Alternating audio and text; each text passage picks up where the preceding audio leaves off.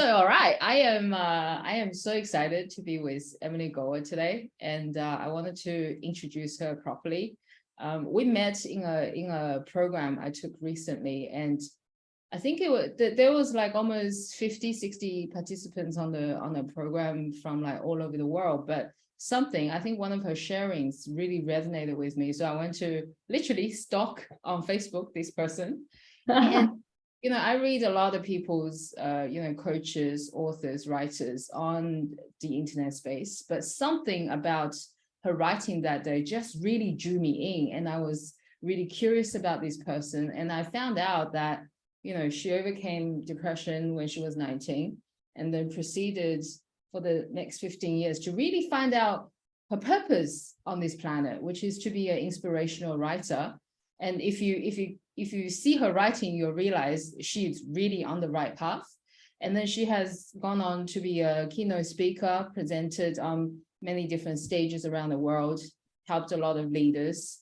And I find that to be very inspirational, very moving. And when you read, because I'm kind of in tune with energy, so when you read her writing, there's a certain rawness, authenticity, and power coming out of the language. So that's why I invited her. I was like, hey, can I please interview you? Because I feel very inspired and I want to surround myself with inspirational people like her. So here we are, fellow Aussie. I'm very excited. Thank you so much. Hey, thank you. And thank you so much for the introduction. Gave me a little tear in the eye because, I love writing. I mean, I love a lot of what I do. I'm very blessed to have, grown such an amazing career and to be working with awesome people. But in my heart of hearts, I love writing the most. It's like where I feel the most inspired and the most like myself. And I just want to, I want to share that inspiration and that beauty, and to give people that moment, like that spark of encouragement or something that they need. I mean, I think it's really important in life that we define what success looks like for us. And how would you know that you're successful, because it's like, oh, we have to be a success in the world. And I think deep down we all want that for ourselves. But one of the things I got really clear about for me is that one of the ways that I define success is when somebody reaches out and they say something like, I just really needed to hear that today, or I just, reading that really helped me through a rough time. Or, I remember a girlfriend years ago saying, whenever I'm feeling really down and out, I just go and read your blog. And those comments for me are the ultimate success, and everything else, like, revenue or speaking opportunities. I mean, all of that is just a bonus, really. So I'm very moved that you opened by talking about my writing. So thank you for that. I have tears coming out already. I know, I felt that connection with you too. Even before we started, it's like, I really like this woman because you're on a mission, as well. Do you think you're interviewing me? But maybe it's the other way around. I don't know. But but I also see, you have a message inside of you as well. And you shared a lot, in the program that we were in with Dee Martini, shared about, your vision and your mission to speak from stages. And anyone that wants to speak from stage like that, or who wants to write a book in that way, it's because you have something inside you that you think this could really make a difference for someone else's life. And I think my life and my career so far, I've got goosebumps all over me, it's really a proof of what happens when you follow it. And you go, I'm just going to share it. And you start on Facebook, and then you go onto other platforms, and you start conquering maybe the TikTok world or YouTube, or you start publishing books, whatever it is. It's like, if you have a message inside you and you feel the world would benefit from that, then that can change your life, sharing that. So I resonate with you as well in that way.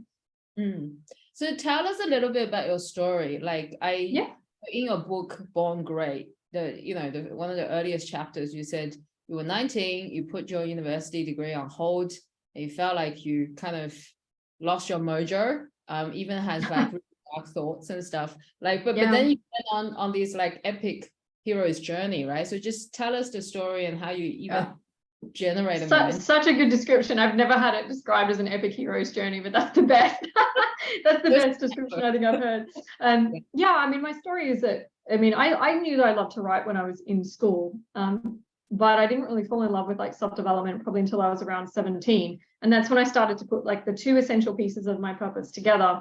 And I knew that I wanted to inspire people and show them that life could be more amazing. But then I came out of school, I did 6 months of university, and I was doing a Bachelor of Arts, and I was studying philosophy and sociology, which I jokingly say that the Bachelor of Arts is kind of the degree you do when you sometimes don't know what you want to do yet. It's a little bit of a filler, it can be. anyway, 6 months in, basically my head and heart went in 2 different directions. And I just knew something fundamentally inside of me knew this is not what I'm born for. Like, I'm born for something else. This is not where my career is. Turns out I was right, thank God. But I left university, and then I did a lot of NLP studies after that, which was amazing. But then the following year, I really hit deep depression. I think what I was dealing with was my self-worth issues, because I had a lot of, trouble in school, and I didn't really fit in socially. And it's like that caught up with me now that I was out of school. And at that point, I wasn't working either. So when you take away your job and everything that's in your life, and you're just sitting with yourself, you kind of have to face how you really feel about yourself and about life. And for me, that ended up in really quite a deep depression for about 6 to 8 months.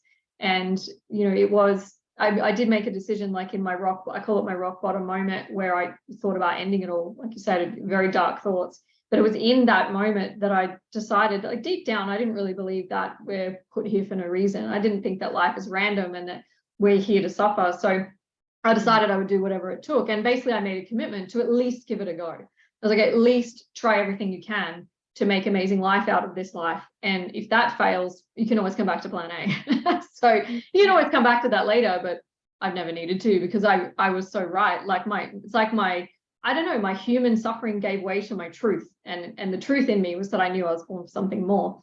And it was amazing how when you make that decision, like deep inside you, that you're going to live an amazing life, and you have a deep commitment, like that you have more potential, and let's at least give it a go, and you then get into action, the universe conspires to help you. And that is exactly how I would describe that, because then I ended up at the breakthrough experience with DeMartini, and it was one of those synchronous events where I just knew I had to be there. I borrowed $2,000 from a friend to go to breakthrough that weekend. And I mean, I had $2 to my name. I had no money and no brand and no business. I had nothing. I was 19. And then I dragged my friend to come with me. He actually came to breakthrough, ended up doing a lot of John's courses with me. And that was the first time in that weekend that I felt like I was worthy of love. Like I was the first time I really wasn't beating myself up. I really appreciated my authentic self. And that started everything for me. After that, I wanted to get a job. I started working in retail. And then I worked in retail for a while I was kind of funding John's courses. And then someone said to me, do you know you can get paid to write? And then my whole business started. I mean, the world just opened up. Then I knew, okay, well, I don't have to work a job for somebody else. I might have the ability to have my own business.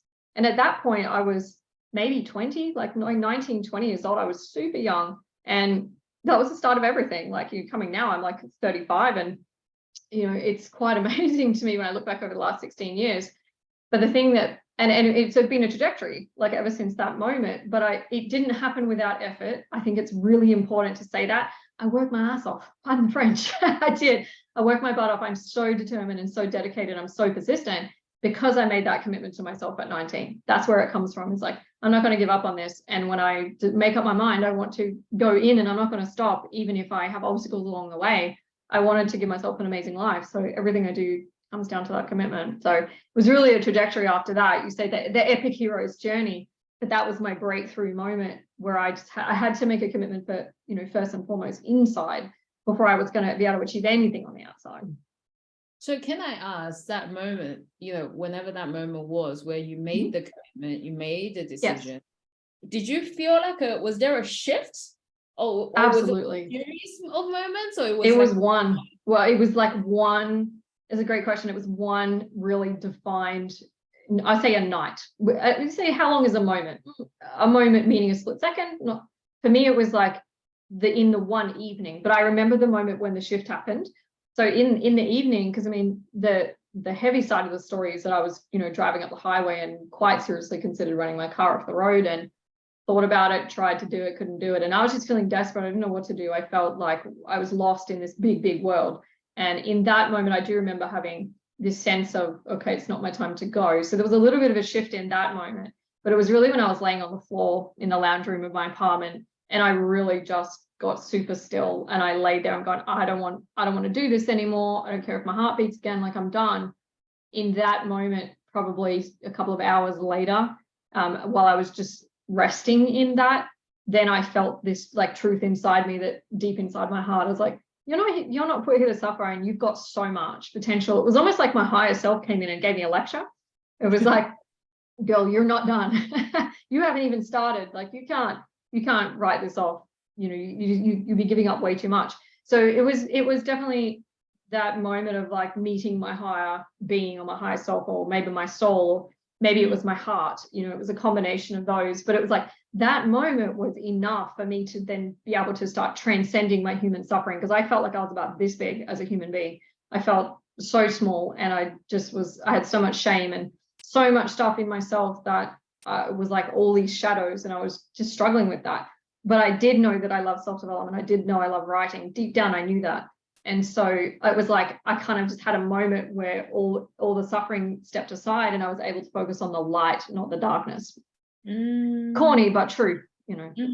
It almost feels like, because yesterday my friend, like living next to me, she had a healing session with a Canadian healer, overseas healer. But she was talking about her experience of like, this healer could see her karma here, literally like blocking her lungs, like a dark piece of, I don't know, like almost like a metal thing, had to remove. So when you were describing like there were all these like heaviness or darkness or something, like, and then you could see the light. So I almost feel like you had external help, although it's your higher self. So it's your internal coming from within to like blast all that crap open. Yeah, quite seriously. It was like, it's like, oh, I can feel all of this. But then if I'm quiet enough and I'm still, like I was just in this bubble, I was still enough and quiet enough for a long enough period of time for that to kind of calm down. It was like the volume on that voice turned down a little. And then I was able to hear something much higher than that and much more valuable and much more useful, which was, okay, maybe you feel average about yourself right at this point, but you know, you have so much potential inside of you. So you can't really, you know, that's not the truth. You can't really believe that. So it was like this internal communication. And you say like external help, it actually did feel like that, but also it felt like internal as well. It was like external element of just connecting with something that was beyond the human pain and the human struggling that I was having. But then there was also something inside my heart that just said, I don't want to do that. I want to have an amazing life for me. And so there was probably an element of both, I think, going on.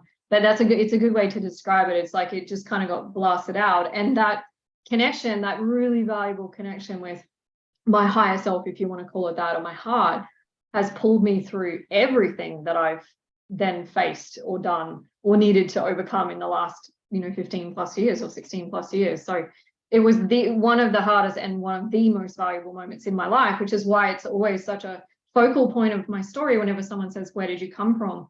Because that was like, I felt like nobody, and I didn't have a business or a brand, or I didn't even know that I could have a business at that point. That wasn't even a thing in my head. It was like, I didn't even have that seed kind of planted at that point. And I didn't really, it's like, who's Emily Gowor? Emily Gowor as a brand, like speaking on stage. I mean, I felt like about this big, and I had $2 to my name and no job.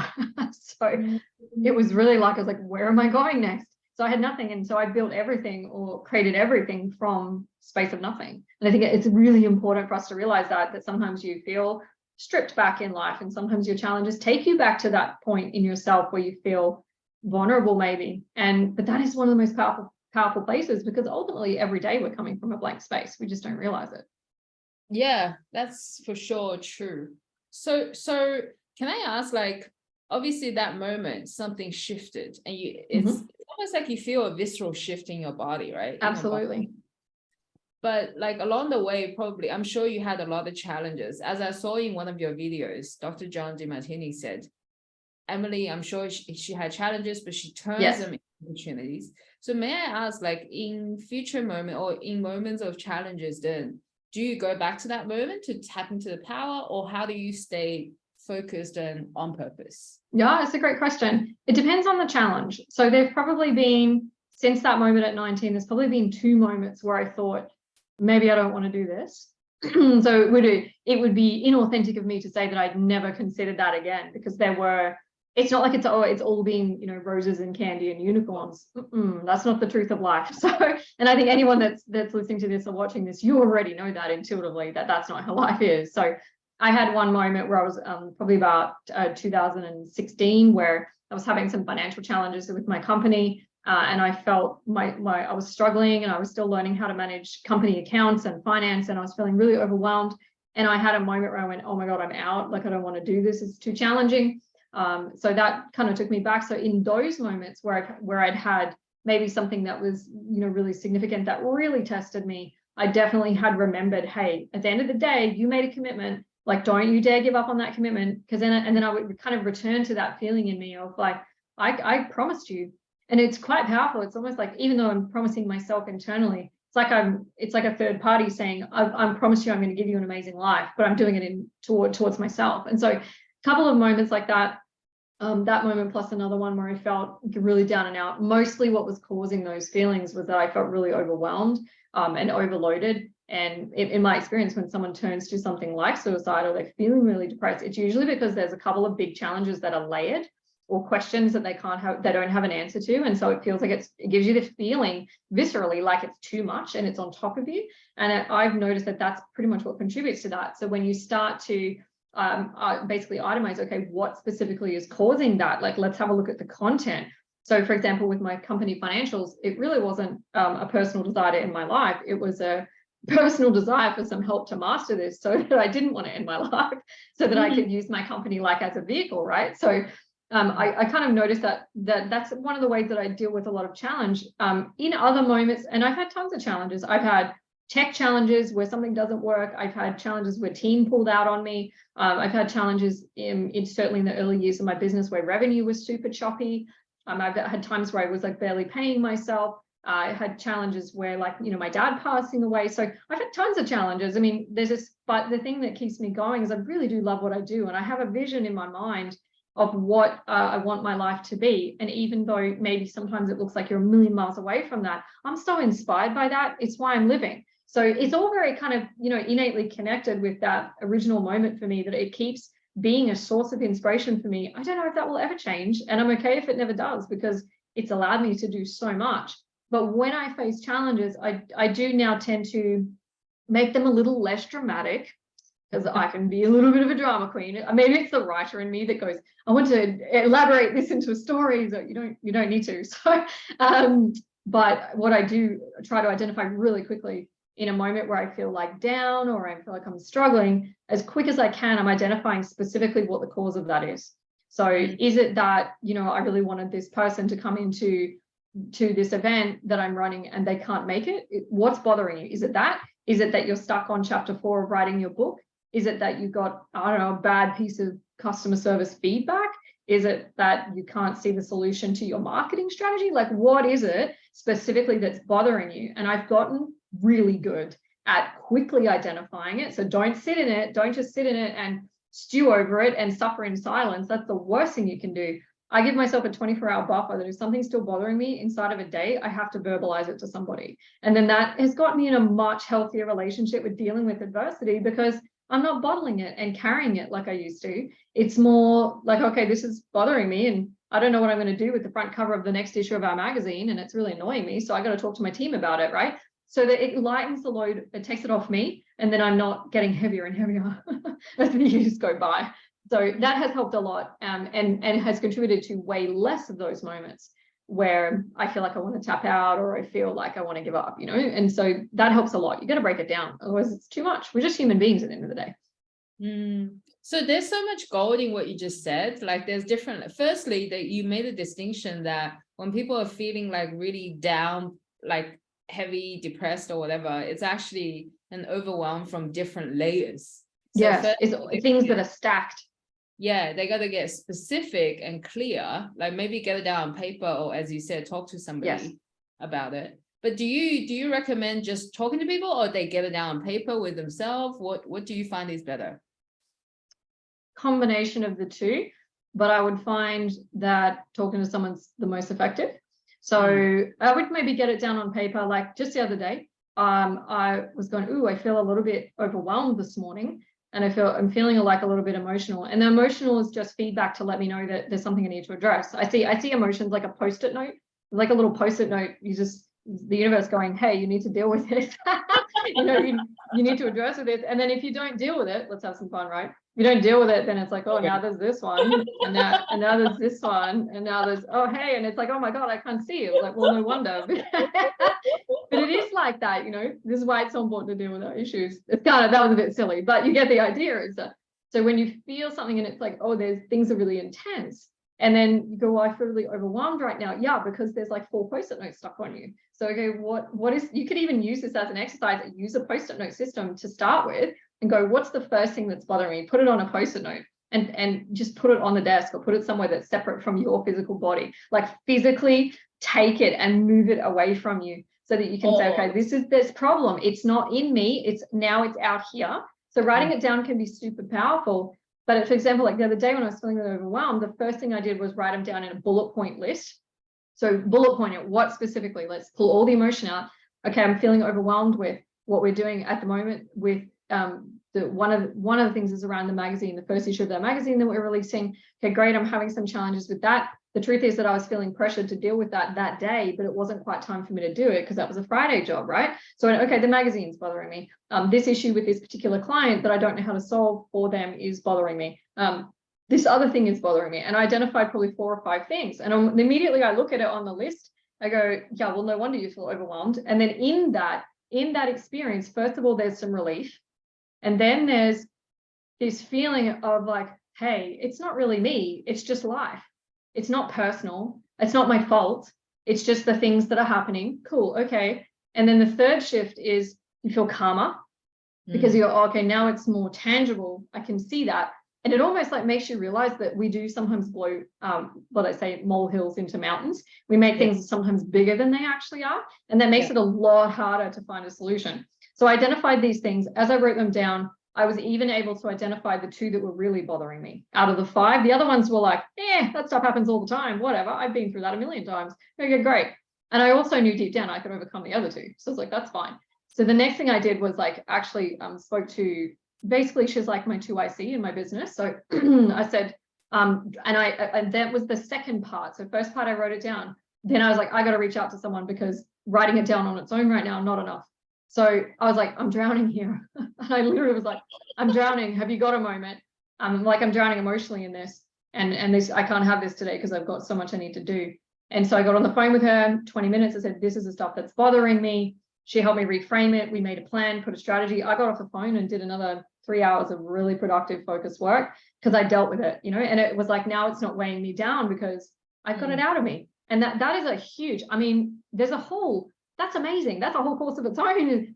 Yes. For people, like there's a whole book just in there. Like, how do we deal with challenge so that we take care of our mental health, but not only take care of our mental health, but also the physical health, but also keep empowering ourselves to have that flow so we can keep moving forward in life. Because otherwise you just carry more and more stuff until you're buried under it. And that includes like how you process the emotional events of your life too, like someone dying or a relationship ending. And then there's your work life. So you put it all together, it's too much. You can't deal with it, and certainly not in one day. Wow. See, that in itself is a hell of a practice. Like it is. You just did through like. Yeah, I've actually, and you know what? I've actually never explained that to anybody. It's so valuable, but it's so valuable because I've learned they're coping mechanisms. You could call it a coping mechanism, but really it's a strategy. I learned a strategy that helped me to deal with whatever I'm facing.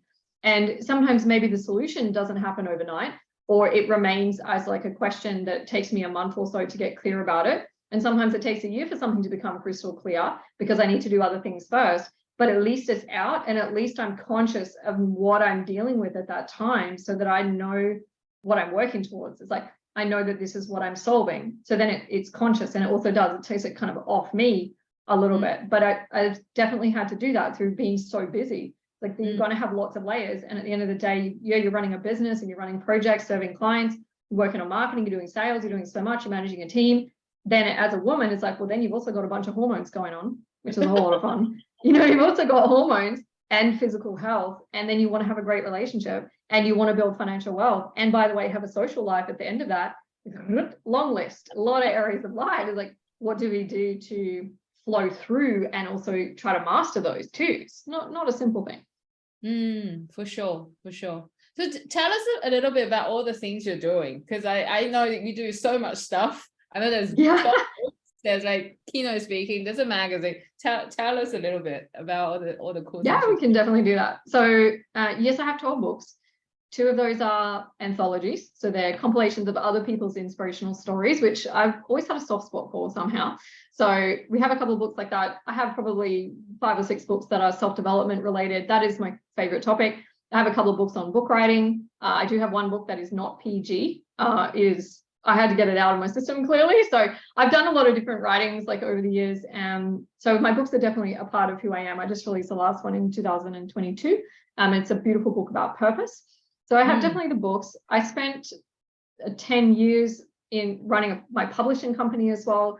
So my publishing company published over 80 books for clients. Awesome. Now all of my work with authors is in coaching. So I run really two signature programs. One of them is the Publishing Success Program, which is everything that an author would need to plan, write, and successfully publish and then release their book. And it's an amazing program. I have more than 10 years of publishing, but more than 15 years working in the book space, including editing a bestseller for DeMartini, which I don't know if you knew that, but I put the first manuscript together for Inspired Destiny for John in 2009. So I worked with John, so I have a lot of experience in that area. So I love working with authors because I tend to attract people who want to share inspirational messages that will in some way help somebody else in their life. And it's my favorite niche. It's amazing. So I have loads of niche experience in that.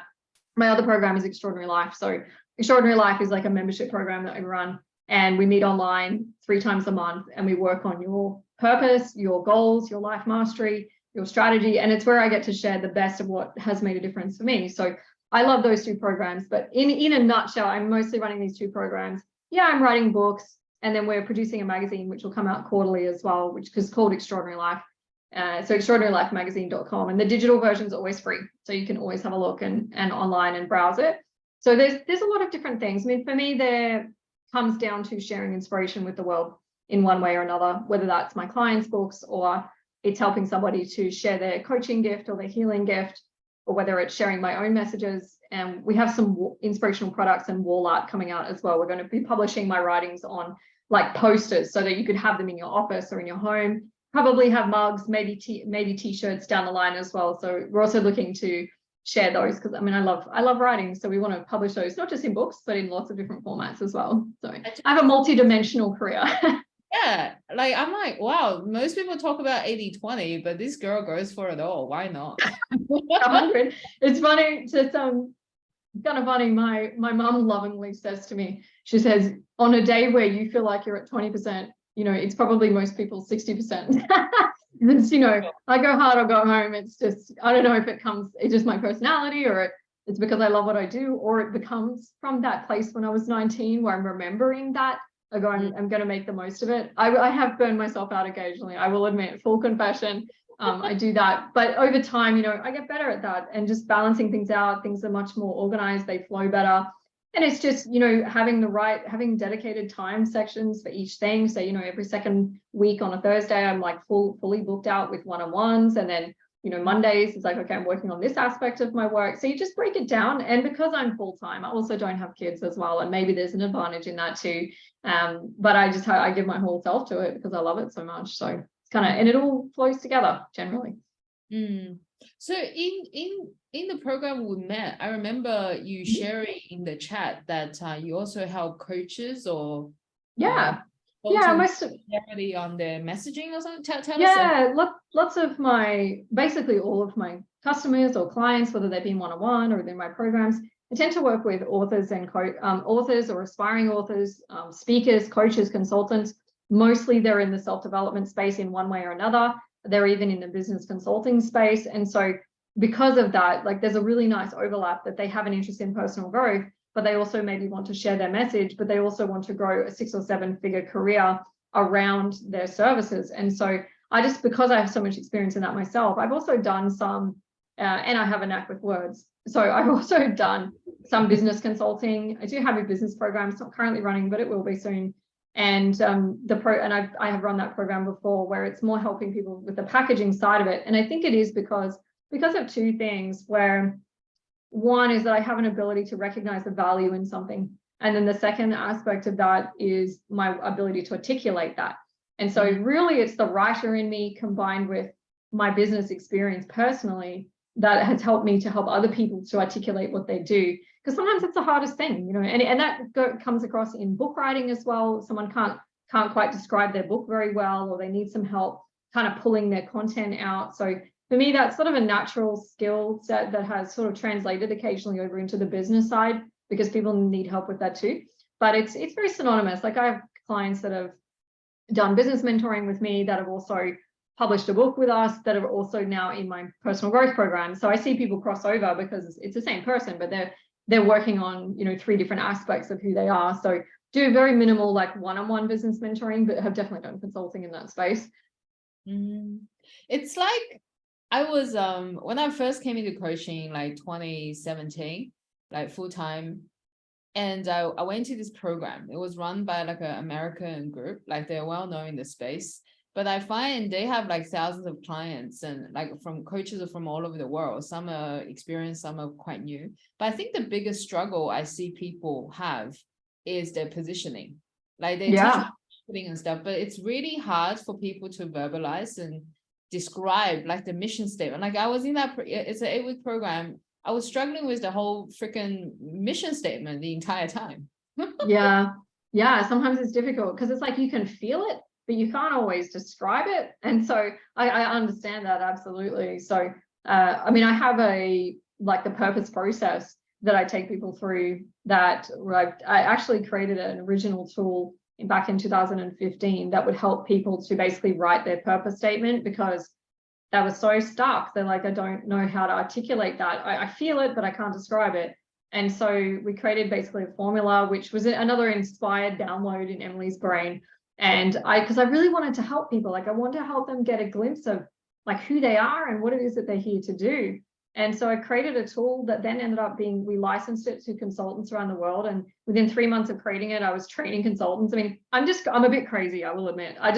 But I feel the flow and I want to follow it, and then something amazing happens. So I just immerse myself in that. And that's how I've done so much in my career, whether that's a book or a program. But that formula or that tool can help in that area where you say, well, I can't quite describe this to somebody else. And even when somebody writes their own purpose statement, and it's a fully guided process where we ask you questions and it slots into a formula, people will then use that purpose statement as the basis of their mission statement. And it's important. I think perhaps in personal growth industry, work on purpose maybe isn't thoroughly done enough for people to get to that point where they are clear. Like there's definitely room for that. So that's where the Your Life Purpose experience, you know, came from. The 3-part training came from, is helping people to access that. Because I personally feel that all human beings have a birthright to know what their purpose is. It's so important. And then from there to feel like, wow, that really summarizes me. Like that really describes very clearly my purpose and my mission here on the planet. So it may be useful. You can definitely do it. What's in there? I'm pretty sure that there'll be people watching this who will be interested. How do they find it? Where do they find it? Yeah, good question. So this is a brand spanking new. So we're literally like packaging it. So by about like March, I would say March 2023, this should be available like around the clock, like all of the time.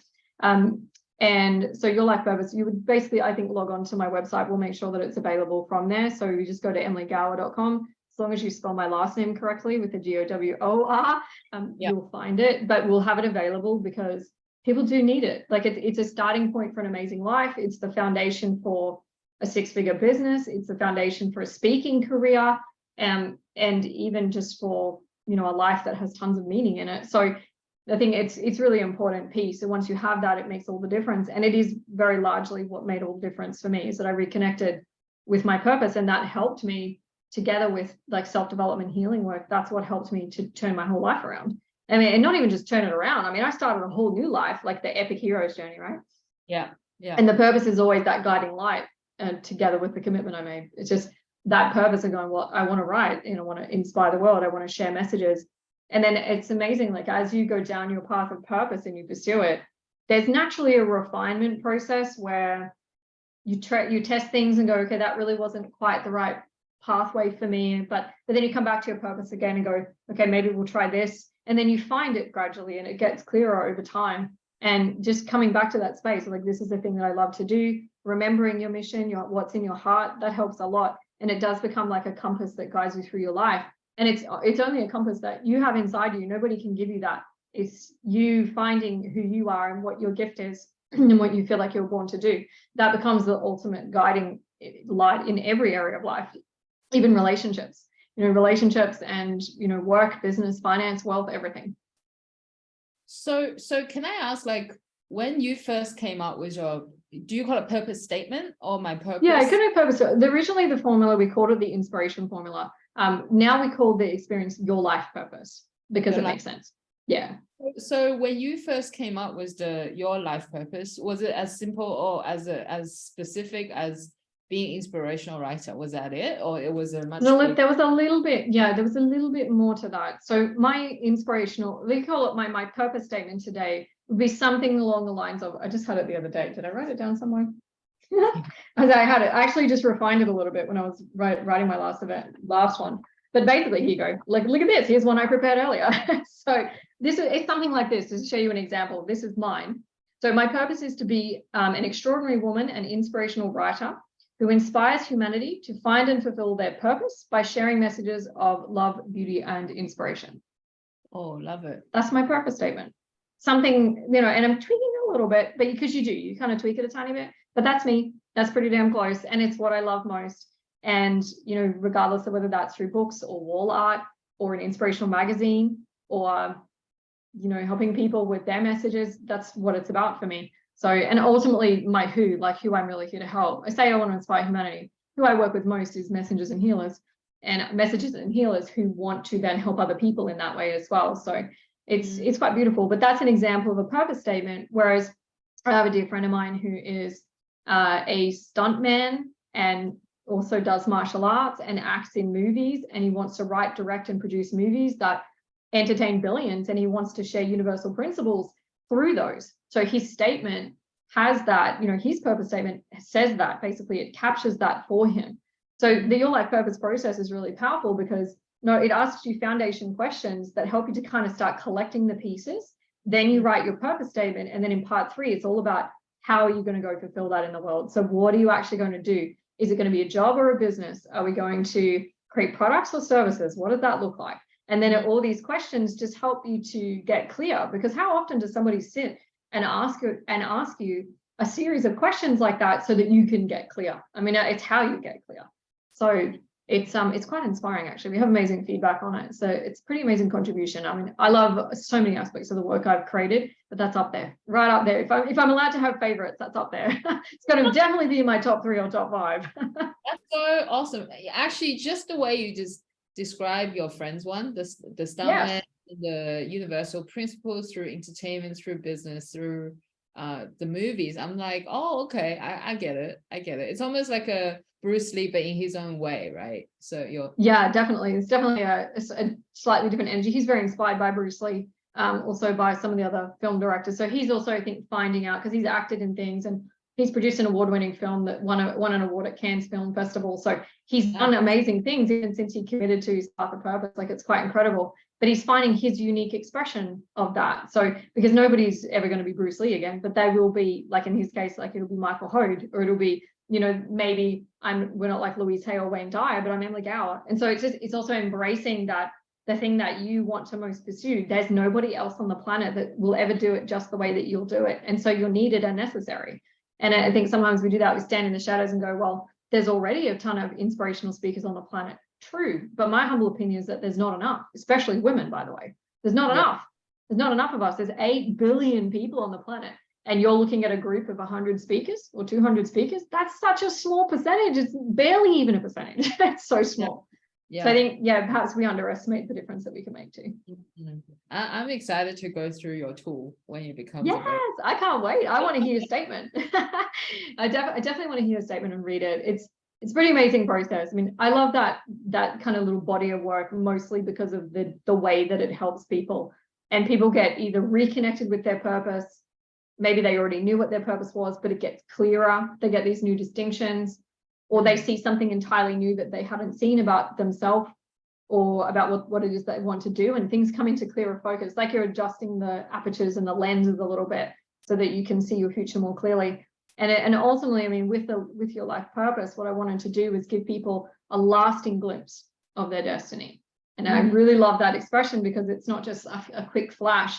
The lasting glimpse is something that you can then come back to, and it can still guide you forwards. So it's quite amazing, but I'm looking forward to you doing it. I think it's gonna be awesome.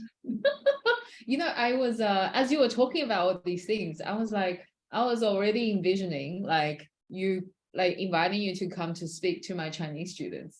Like when I get absolutely. I'm on board with that. I think that would be amazing. And you know, doing the conversation, like it's quite an amazing thing when you have a group of people working on their purpose together. Like it's so amazing, because I mean the recent experience with your life purpose, we had 25 people go through it live together, and I mean we were, not just me, but pretty much all in tears at the end of it on like part 3, because we're talking about their life work in the world and what they're really here to do. And we were feeling the future of humanity and where humanity is at and how many problems people are facing today, and how important the work is to make a dent in that and to help with that.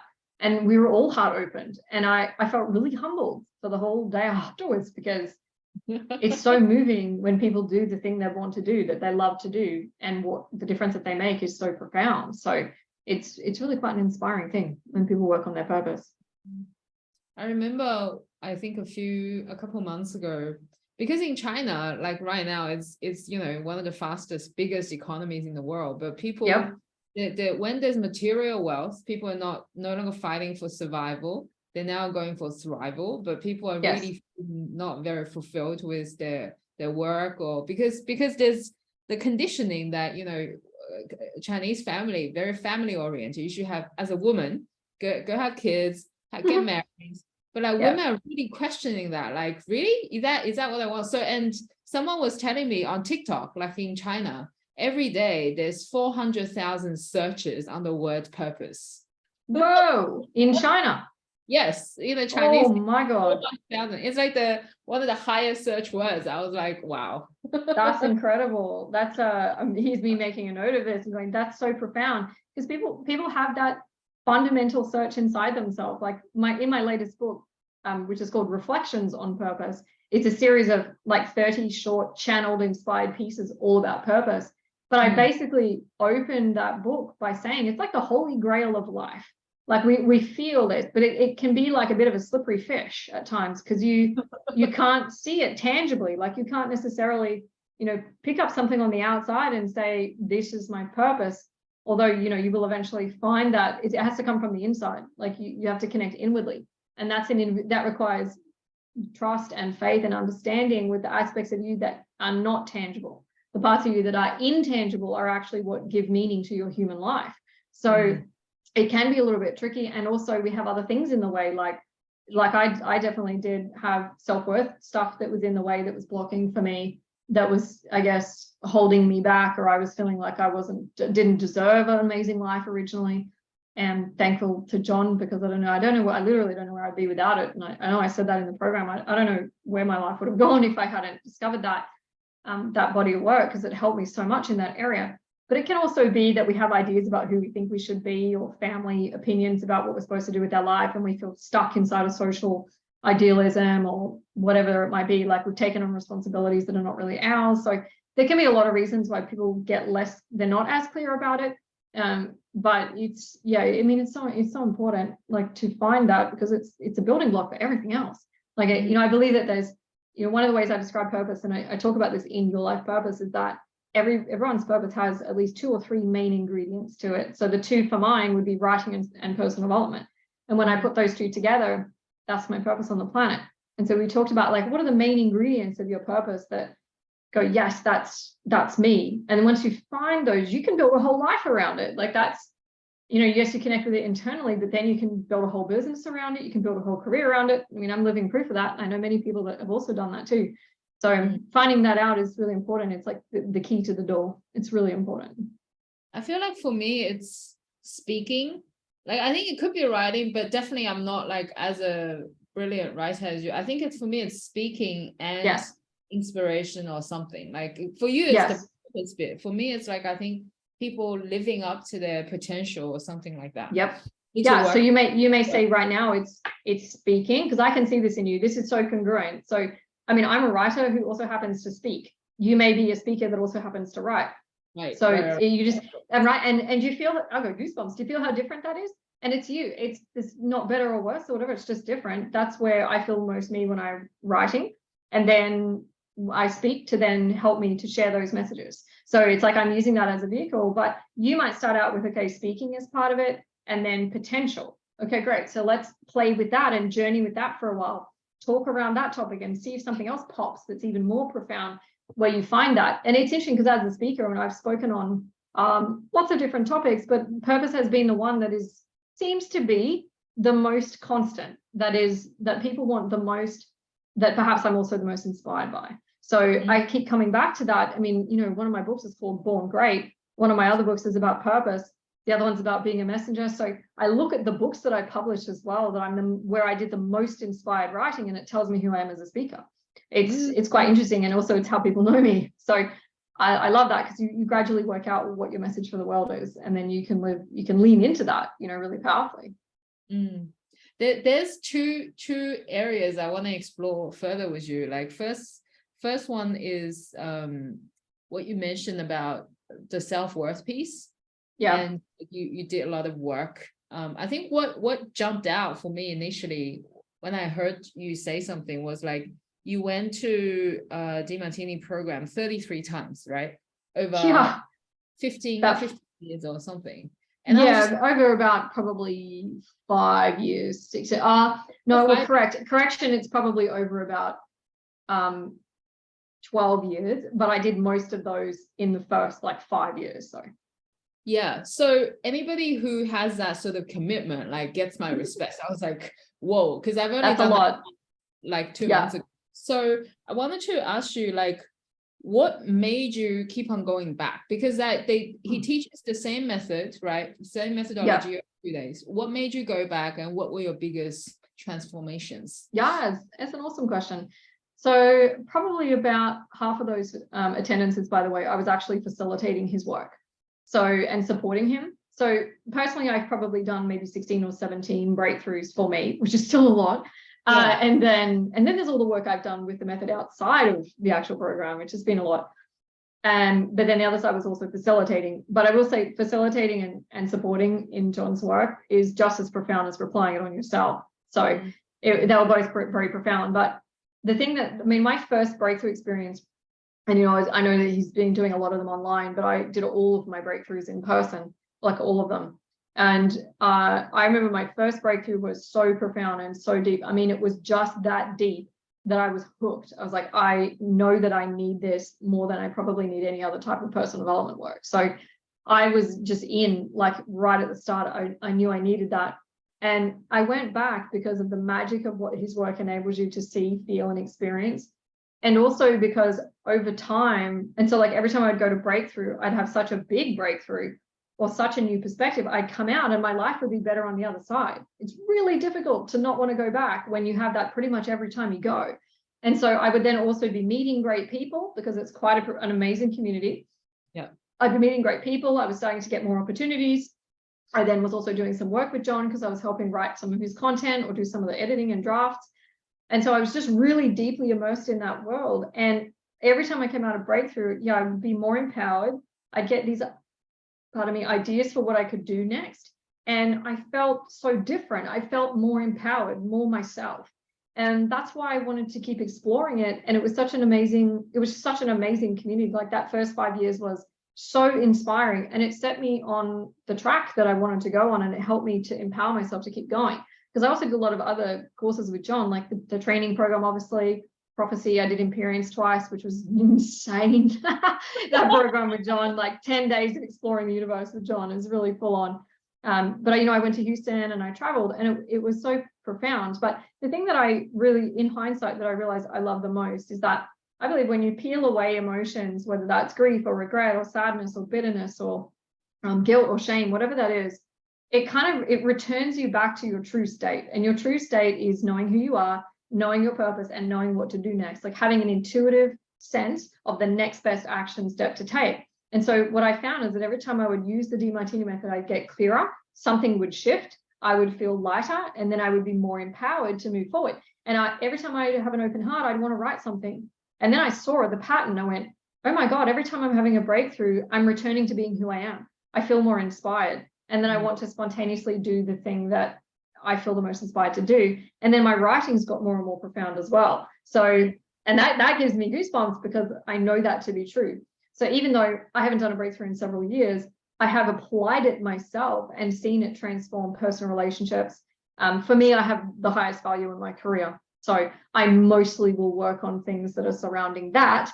But it makes a huge difference. Like even to be able to be given an opportunity and to be able to immediately say, what are all the limitations and drawbacks of that so that you're not infatuated?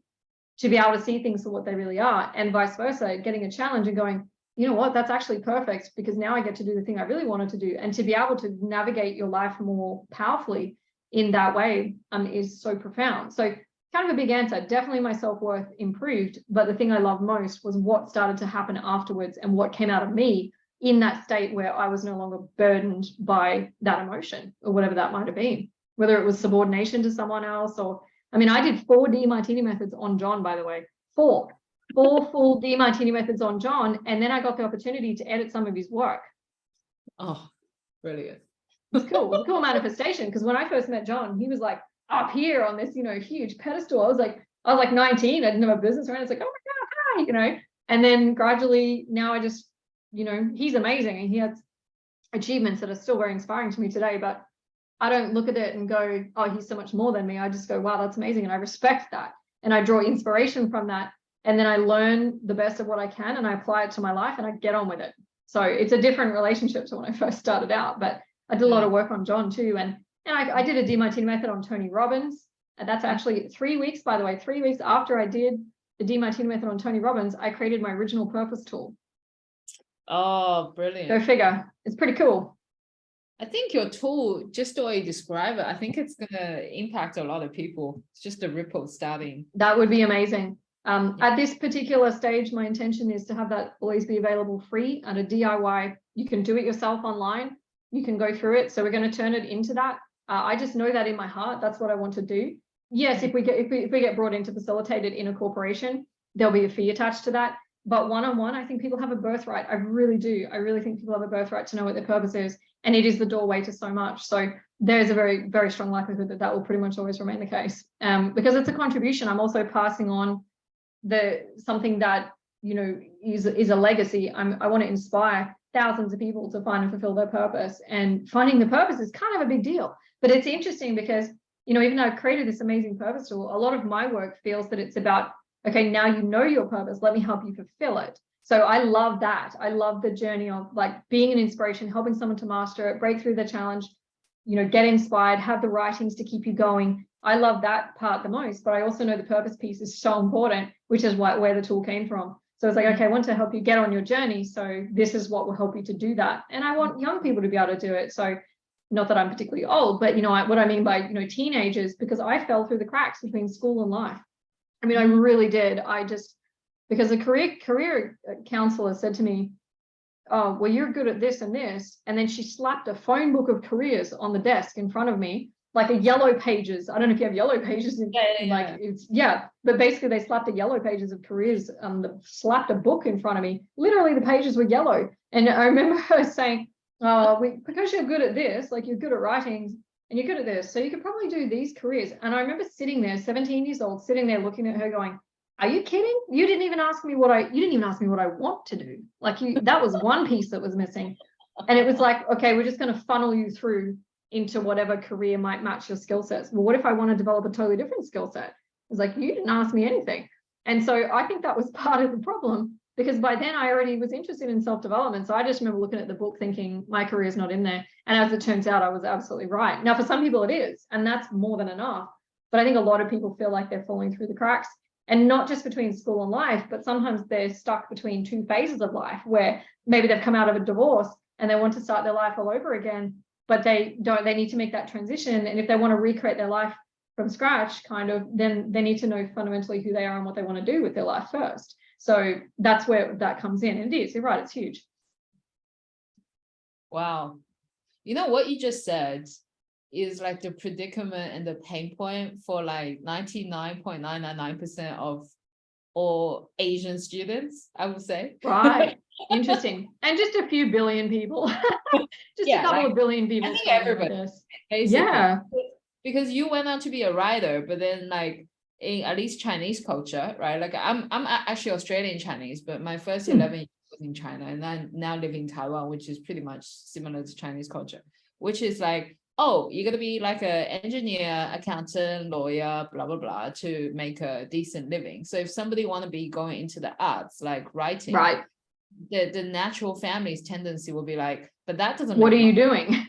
Yeah, That doesn't make money. How are you gonna, like, even my partner, like she's great at like property investing and renovation, but she want to go become a global like award-winning playwright and author. that's amazing. But the tendency also is like, oh, then I don't know how to create a career and a financially abundant life out of that, right? So for people who have the inspiration or the aspiration to go into a field that's kind of untested ground, untested waters, but they're good at it, they're really inspired by it, but they don't really know how to make a material. What would you say to them, and how would you suggest them kind of figure out? Well, first and foremost, I would not recommend bungee jumping out of what you're currently doing. That's what I did, but I was also 19 or 20 and I had family around, so I had a safety net. Don't do that though. Just don't do that. It's okay. It's like, first thing is just stay where you are and be grateful for where you are. That's really important. Yeah. But what I would say is that if there's something that you want to do, the likelihood is that someone in the world is already doing it, or something very similar to it that has components of what you want to do, who is making good money doing it. So you want to research and have a look at it, because it was through me seeing other entrepreneurs, and I networked with entrepreneurs really young when I was like 19, 20. These people were creating companies based on a product that was innovative. They were, speaking on stages and making $1 million a year just as a keynote speaker. They were like, DeMartini was one of those where I went, oh wow, this guy's traveling full time. A, that's awesome. B, I want to do that.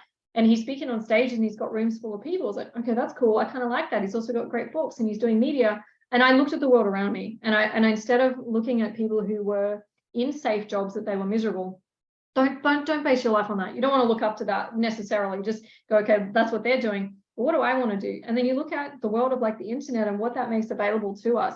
What we can do in business today in Korea is so much more advanced and so much more diverse than it ever has been. This is the best time ever to own your own business. There's so much more freedom, so much more creativity. People are making millions of dollars doing subscription companies that mail out boxes of products that for men's facial hair. Seriously, there's $1 million companies doing that. There's people making so much money from their original talents and the things that inspire them, something that came out of their own personal life that they love. So I would look and research and go and study, okay, actually, I'm thinking of a strange example, but let's use a strange example. There's a guy, his name's Steve Ranella. He's a hunter. He's a conservationist and hunter. He has a show called Meat Eaters. It's on Netflix. The reason I know this, by the way, is because my partner likes it, not because I would watch it in my spare time. I just want to make the distinction. I've never held a gun in my life. I don't plan on it, but it's kind of a cool show. This guy has an amazing career based on hunting and conservation. He's incredible. So if you were in that industry for whatever reason, you're inspired by that, you're inspired by animals and nature and whatever, go and look at the people who are working in the industry doing something similar or slightly different to what you want to do. So I based a lot of my strategy of what I could do based on looking at what other people were doing and going, oh, I could try that. I could definitely try running that. I could try licensing a tool. I could do publishing and self-publishing and see how we go with that. I tried lots of different things, but a lot of this was me looking at other people going, okay, they're making like 6 figures a year doing that. Try it out for myself, and either that's not really my path or I need to tweak it a bit, and you just give yourself permission to find your original path, and that takes a little bit of time. So I think I wouldn't expect to do that overnight. That this is like 16 years and I still feel like I'm at the bottom of the mountain. I always feel like that. I'm definitely not, but I feel that like that because I'm just constantly building and looking at what else I can do. So I think that's really important to look at it, and instead of spending the time thinking, oh well, how will that ever happen, or that won't ever happen, that's a waste of time. Like, it's actually keeping you where you don't want to be. So put that energy into becoming curious and open. You really have to open your mind, but also open your heart to that possibility that that's possible for you. Because if you don't have that, if you're doing research, but inside you're thinking that will never happen for me, then you have a mismatch. That's never going to manifest. You know, you have to have your heart, you have to have your heart and mind open to it. So, but that's what I would say is first, don't bungee jump, stay where you are, be grateful for where you are, and then do some research, and then gradually you'll find it, you'll figure it out. Hang out with people who are already doing awesome stuff. That's another way to go as well.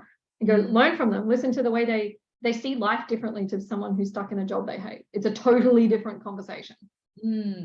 So there are so many gold nuggets, but basically, firstly, get very clear about the 2 or 3 ingredients that really excite what your purpose is, right? Firstly, the purpose. Secondly, okay, like kind of have an idea. I want to make a living out of this, and that desire to be high. Thirdly, go research. So there must be some maybe not the exact same thing the guy's doing what you want, but like at least find out examples, so that inspires more possibilities. Fourth is like curate an environment that you want to be in. So network with those people, so that keeps you consistently going. Correct. Absolutely. That's huge. I mean, I look at this because I mean, when I was in school, I was like a reject. I was very smart, but I was socially a reject. I just didn't have a lot of friends. I had very few friends. And so if I had continued hanging out with those people that thought I was a freak or strange or ugly or what, I literally have been called that in my life. It's like, if I kept hanging out with that, I would have shrunk my life and my potential down to that level. But what happened was I ended up I was 19, 20 years old, hanging out with multimillionaires, innovative entrepreneurs, people who were crafting their own destiny, living an original life. And that's what they were focused on. And by the time I was 20 years old, that is the only person I had around me.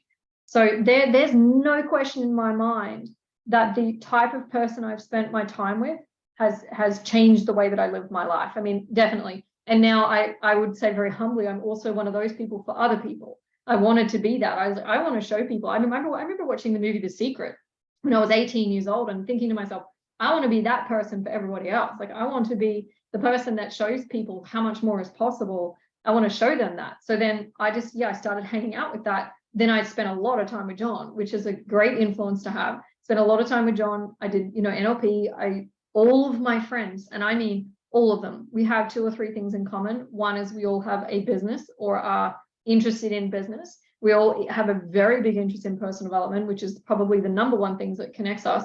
And 3 is we have a desire to help and serve people in one way or another. And so I hang out with that type of person, and we have an interest in health and wealth building, basically. So that's where we're at. And that kind of conversation, it is a different conversation. I haven't had alcohol in 9 years, by the way, more than 9 years since I had even a drop of alcohol. I don't need it. My social circles, we don't drink. We don't own TVs. We don't watch mainstream TV. It's just not, we don't read the newspaper. We're just not really interested in junk. Yeah. We're not interested in junk. We're interested in, I don't know, refining the mind and creating an amazing legacy. And that's, to me, is like, I couldn't think of a more fulfilling social life than that. It's just awesome because it rubs off on you. And side note, the last piece of that is that when you're having a down day, imagine what that's like to have like 50 people around you that would pull you out of that in a heartbeat. So good. Talk about a network. Brisbane, or like it's all over Australia? These people? They're all over the world, actually. So I have some very dear friends of mine that are in London, and they're in my life on a regular basis. And I spent quite a bit of time in London. I love London. I love Europe. I got European background, so maybe that's why I like Europe so much. But I have some dear friends in London, some in Southeast Queensland. We seem to have a bit of a hub in Southeast Queensland. Actually, just, coming up this weekend, we're playing, there's a game called The Wish, by the way. If you haven't played it, it's awesome. The Wish is a manifestation game. The board that you play with, by the way, is a piece of silk. It's blue silk. It's super beautiful. And it's a manifestation game. So this is what we do on a Sunday. We're like, let's get like 12 of us together and play the Wish game for the new year. It's like, that's what we do. We're so strange. It's not unusual for us to be Saturday night at 9 p.m. having a conversation about business or human design or something, because that's, we share that interest. So we're at Southeast Queensland. I definitely have some Melbourne. They're kind of spread out, but definitely we have a Southeast Queensland hub. But I've had contacts all over the world for a long time. So So good. So good. I've been thinking about that because we live in a small city in Taiwan, and the capital's all the way up in the north. And I often feel the pain of like the people here, some of the people we hang out with don't think big enough, but maybe we just have expanded our social circle. Can also be finding them online too. So, you know, having online networks of people that are just having the different conversation, you know, they're just engaged in a different conversation. There's entrepreneur networks that meet online. There's, you know, self-development communities and stuff that you can be part of that have that. I mean, I think the tribes that are inside all my programs are also people like that too. So I'm lucky because my customers and clients end up being that type of person too. So the whole thing is a big social network, but you can just have to find another way to find that. And if you can't necessarily find the person to hang out with, then watch content that's self-development related or business related, and, you know, feel connected by watching TED Talks or, you know, business leaders that are on the internet. And that's another way to plug into that, even if you can't necessarily just physically network with them. But it's good that you recognize that, because then imagine that you were not aware of the impact that was having, and then you spend all your time hanging out with people who weren't thinking big enough, and then without even knowing it, it's rubbed off on you, and you're like, oh crap, that doesn't actually work. It's like, okay, but you're aware of it. So yeah, you might still spend a little bit of time with, you know, those social circles or whatever, but just so long as you also have, you're plugged into the source for you, you know, it's really important. So yeah, definitely. So I know we're almost coming up to probably exceeded big conversation. Yeah, big conversation. Such a juicy conversation, right? Very juicy. So I wanted to ask you, because on your Facebook, one of the posts you wrote was when you first did the master planning for life, you that first document that you created, which is like the life book plan, the life plan. You said that kind of set you up for the next 15 years, right? And then recently you just went through another one. So I was wondering, how's that new one looking? How far out? Good question. The life planning process is a work in progress. It is, I certainly didn't finish my life plan in that first master planning process because it's impossible. There's like hundreds of pages. So I really did build mine out. I mean, it just set things in motion for me, because in my first master planning, I remember writing down in my vocational area of life, or maybe it was the mental area, I wrote down, because I just discovered John's work and I was like in love with his work. It was so transformational for me that I remember writing down just one statement from that weekend that changed my life and set me on a new path. I wrote down that I wanted to help John to share his work with the world. So that was where it kind of started for me. It wasn't even at that point really about my work. And in that weekend, John offered me the opportunity to apply to be a writer on his team. Like, it manifested fast, like super fast, because I mean, it was such an amazing story.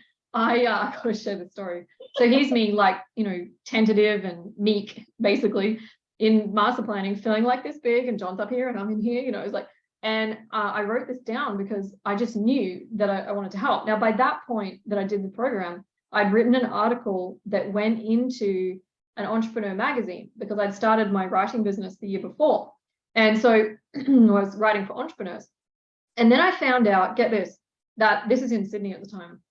There's an event running next door, and it's being run by the entrepreneur organization that I was already connected with, that published the magazine, right? So that I had written for. And I found out that someone was writing an article on John that was going into that magazine. So I'm thinking to myself, I wonder who's writing the article, because I'd already written for it. So here's me. I'd just written down, by the way, this is half an hour after I wrote this statement. It was so fast. It wasn't even funny. It is funny actually, but it wasn't, I was like head spinning at how fast this happened. Half an hour later, I find this out. I think, I'm just going to go ask John. And I didn't have any expectation really. I just walked up to him and I was like shaking in my space boots. And I remember saying to him, I just found out that someone's writing an article on you for this magazine. I'm just wondering who's writing it. And John said, well, I think Paul Dunn is writing it, who I knew. And so I think Paul Dunn is writing it, And he says to me, why did you want to write the article? And I said to him, and I just boldly put myself out there. I said, yes. I said, I love your work. I believe in it. And I've written for that magazine, and I think I could do a good job. That was my sales pitch. And this is what John said to me. And this is like the epic trajectory of Emily Gowor. This is where the epic hero's journey really like took off.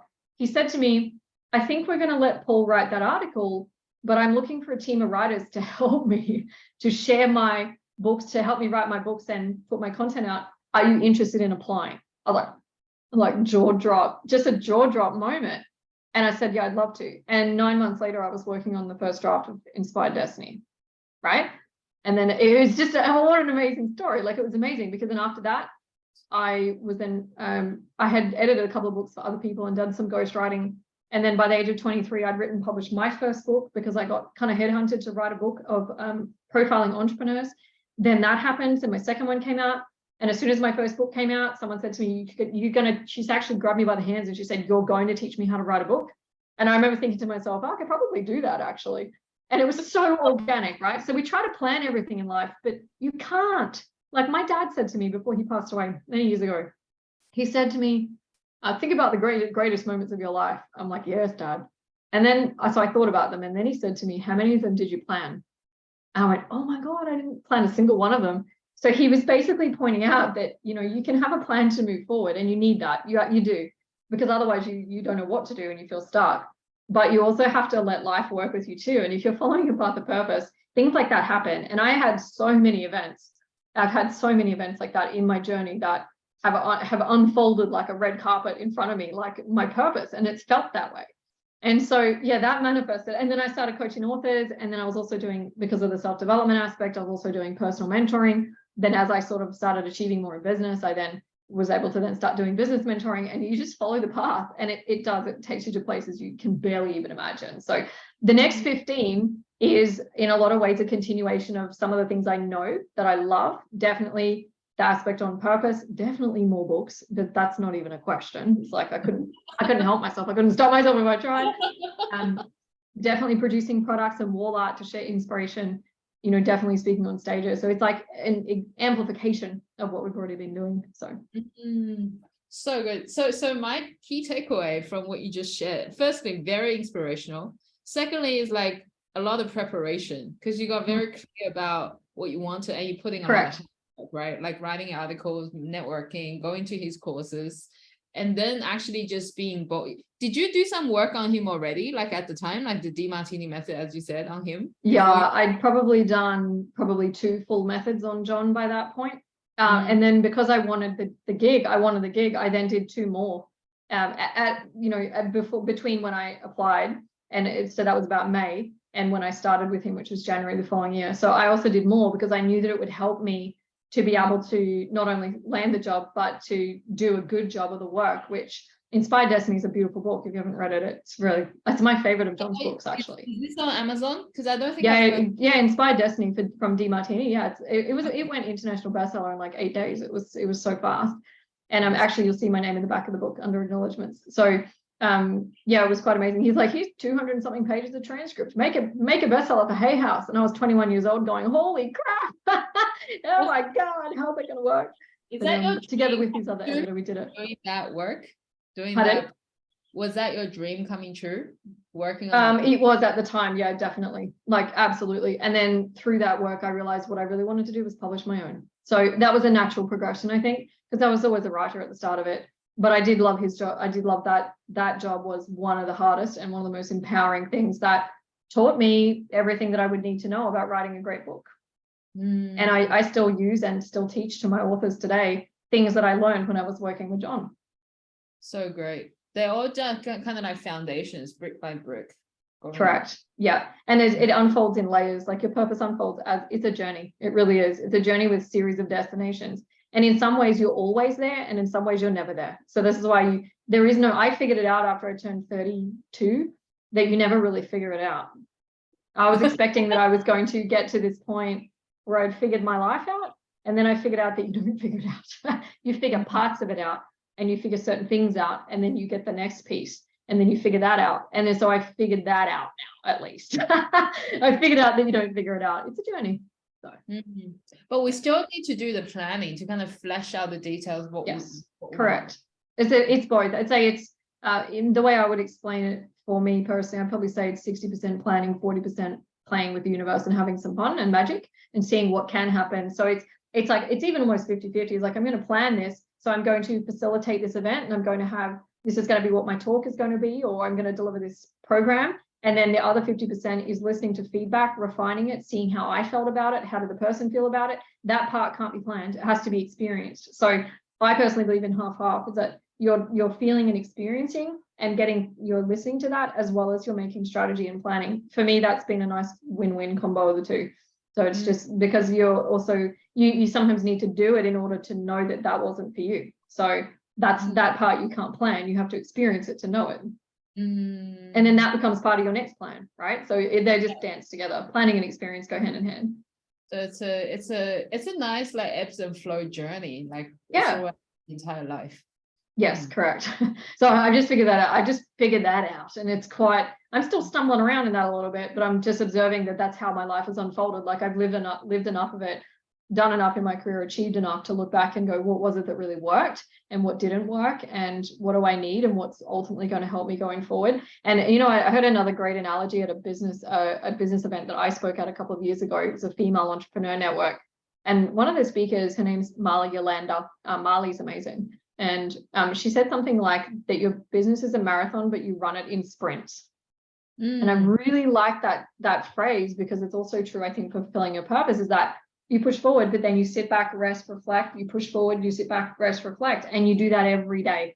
And you wake up in the morning, and then you go push forward. And at the end of the day, you sit and you reflect. And then the next day you do it again. And some days you take a day off or a week off to sit, reflect, think, plan. Then you come back and you push forward again. And I really like that, because it enables you to have a bit more of a temperate rhythm. Like you're not just running like a mad woman at a bull at a gate every day, which is what I used to do. It's more like I'm much more there's more of a temperate flow with it, and that helps everything. It helps everything. And then because I realize that I need time to sit back and reflect, to decide, to get new ideas and new thoughts. If I don't do that, then I'm just working in a very small field of potential, basically. Yeah, so important. So brilliant. I was having lunch with a friend 2 days ago. She flew in from Hong Kong, and she was talking about action in action. Yes. So it's like state of feminine, masculine being in balance. Yeah, yin yang. Yeah, that's a really simple way to describe it. Is like, you're pushing forward, maybe using a bit more masculine, like you're pulling it together. There's a little bit of hustle, maybe. It's like we're moving forward, and then we're stopping, surrendering, receiving, going into that flow. And then you're constantly like flowing through that whole dynamic. But because if you do one without the other, it doesn't work. It's like riding a bike, you just fall over. You would just fall over if you don't pedal. There needs to be a balance of the two. So yeah, definitely agree with that. I think it's a really good way. But yeah, it's action in action. It's movement and stillness. So there's beautiful principles inside of that. So great. Thank you so much for sharing all your wisdom. You're welcome. Thank you. It was an amazing conversation. Well, oh, sorry, my iPhone. Even the universe knows we're done. And so like if people want to follow you, want to see your work, where should they go? Definitely, you can go onto any social media. So you look up Emily Gowor. So like I said, as long as you spell my last name correctly, Gowor, you will find me on pretty much any platform. So you can find me on YouTube, you can find me on Facebook, go to Instagram, very soon TikTok as well. So we'll be putting up more videos. So just basically search me across the platforms, but also you can reach out to me on social media, because I am one of those strange people. I actually like receiving messages, and I will reply to you. So I love that. I may not be able to do that if there's thousands of them eventually, but I will do that as long as I can. And also you can jump on my website as well, which is emilygowor.com, and then you'll see everything in there: books, programs, media, link to my podcast, the whole lot. So brilliant. Thank you, Emily. That's awesome. Thank you.